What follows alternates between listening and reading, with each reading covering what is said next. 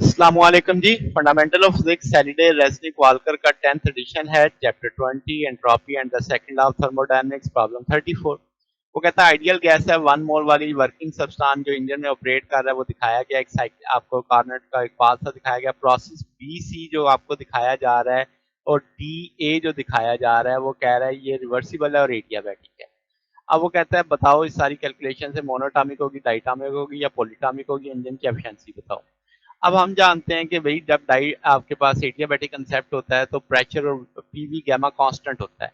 तो हम डी और ए के बीच का ले लेंगे कि P D V D gamma बराबर P A V A gamma बराबर होना चाहिए।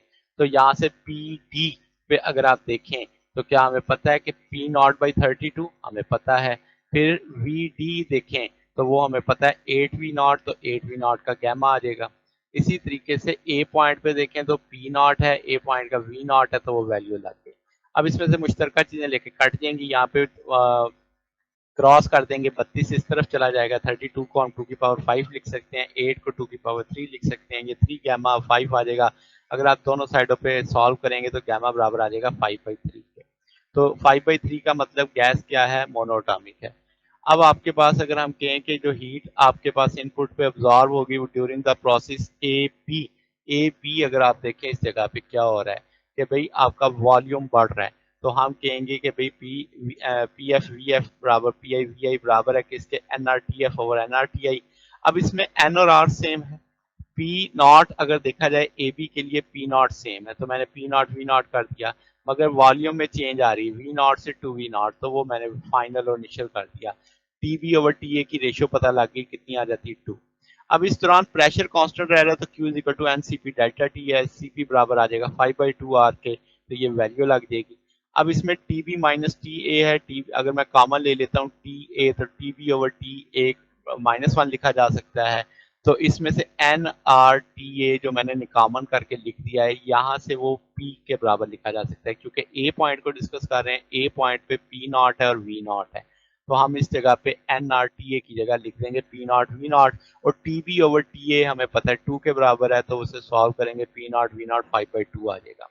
अब जब हीट जो निकलेगी वो सी डी प्रोसेस से निकलेगी, तो उसमें भी हम सी और डी वाले कंसेप्ट पे देखेंगे कि भाई फाइनली आपके पास जब हम देखते हैं सी और डी में तो डी आपका फाइनल है। तो यहाँ पे अब आपको डी का प्रेशर भी पता है, डी का वॉल्यूम भी पता है, सी का वॉल्यूम भी पता है, सी का प्रेशर तो वही है।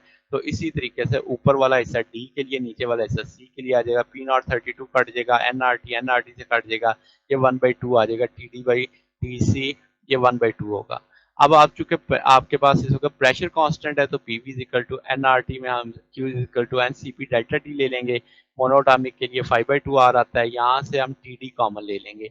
जब टी डी कॉमन लेंगे तो ये T C over T D है, जबकि वैल्यू मेरे पास किसकी है, टी डी, यानी रेसिप्रोकल कर लेंगे इस चीज को। फिर वक्त तो हम करते हैं कि G N R T D, N R T D देखें तो यहाँ पे ये टी डी पी नॉट 32 है और डी 8 वी नॉट है।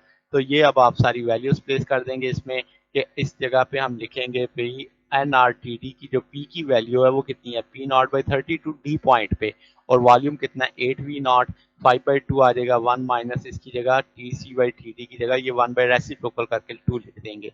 इस सारे को सॉल्व करेंगे तो ये 1/4 पी नॉट वी नॉट आ जाएगा, इसमें से नेगेटिव 7 लग जाएगा, तो ये वैल्यू लिखी जाएगी।